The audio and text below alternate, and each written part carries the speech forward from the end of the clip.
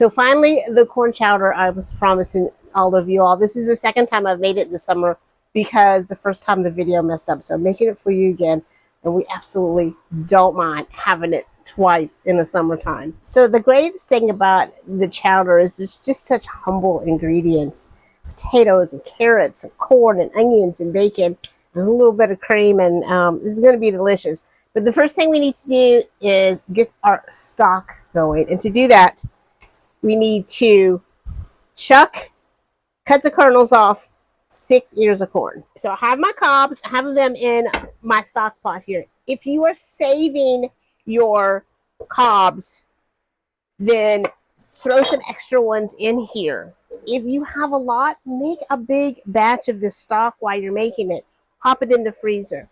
It makes amazing tortilla soup.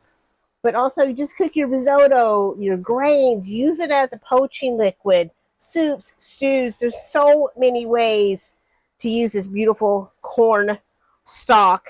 And I don't know if you ever had it. It's kind of a southern thing, but you can cook your corn cobs down with sugar and water and make corn cob jelly.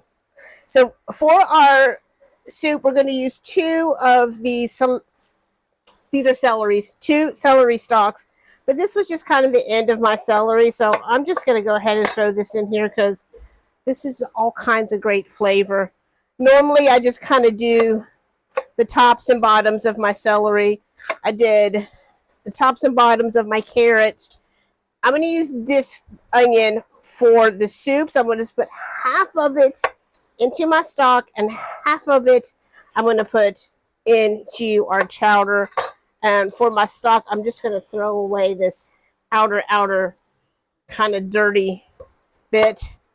And then in she goes. Put that aside.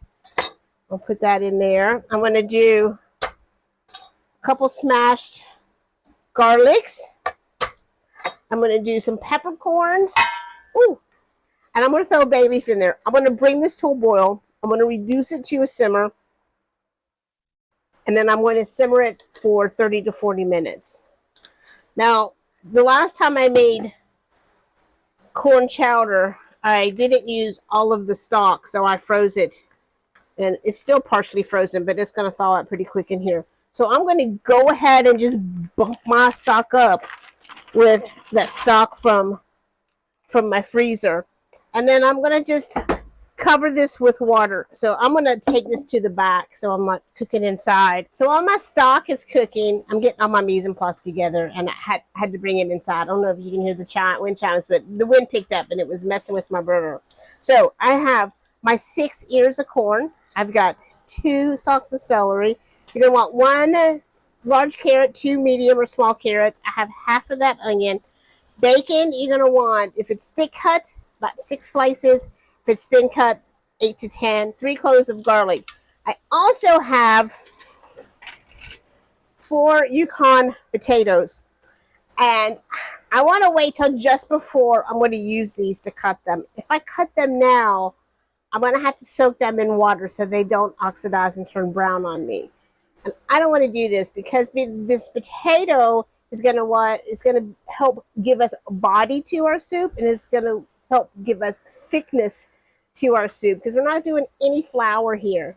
And if I soak these in water, it's going to leach out that starch, and that's going to leach out their thickening powers. So I'm going to wait till just before I need them to cut my potatoes. I've got my Dutch oven heating up. I'm going to cook my bacon, and while my bacon's cooking, I want to strain my stock off. You see how beautiful and yellow that stock is? Isn't that pretty?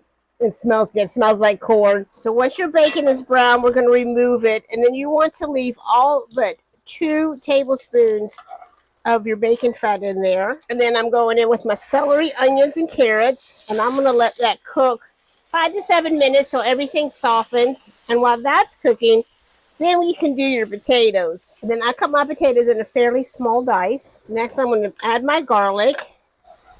Let that cook a minute, and while that's cooking, I'm going to go ahead and add my seasonings. Now, I like to do my white pepper here because I don't like seeing the black flecks in my chowder. You can use whatever pepper you want. I'm going to do a half a teaspoon of white pepper, and then I'm going to do a heaping teaspoon of kosher salt. I'm going to do a teaspoon of celery salt, teaspoon of paprika, and then a teaspoon each onion powder, garlic powder. Now in with our potatoes. So this is the potatoes and the corn. Now I'm going to add my stock just to cover. I don't want too much because we're going to add some cream later. And if I add too much, then my chowder is going to be too thin. So you can see, and we have a lot left over. So if I need it, I'll add a little. If not, then I'm going to pop that in the freezer. And I'm going to let this come to a boil, and then we're going to simmer this 15 to 20 minutes until the potatoes are nice and soft. I almost forgot, but we're going to do a whole tablespoon of Worcestershire and then a few drops of hot sauce. So I like to check my potatoes and see if I can easily smash them. And that's given me pretty much no resistance. That was my 20-minute timer. So I think our potatoes are done. If you can't easily push them down and smash them with your fork, then give them a few more minutes. Because you want to make sure, yeah, see, you want to make sure your potatoes are cooked. Now, we have a couple choices here. We can leave it just like this. We can take half of this out, puree half, and then put the other in. That way you got kind of chunky mixed in. Personally, I just like to puree all of mine. And I don't want to puree this till it's like baby food. I'm okay if it has some texture to it. Now you can see it already has a lot of nice body to it just because we didn't put too much stock in it. And now I'm going to add a cup of heavy cream, 1 to 2 cups of heavy cream. It just really depends on how creamy you like yours. And you can also add some cream cheese. And usually I don't, but I had this like half a block of cream cheese that was hanging out that really needed to find a home. So I decided this was going to be his home. And normally I would do 2 cups of cream.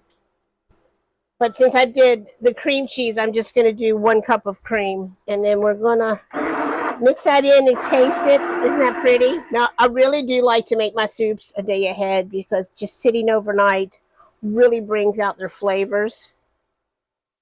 And if you're making your soup the day before, wait till the next day when you heat it up to really taste it and adjust your seasoning. I'm going to do a pinch of salt and a little more white pepper. If you wanted to have a little kick, you could add some crushed red peppers or a little more hot sauce. So I am just going to serve mine sprinkled with that bacon on top, of course.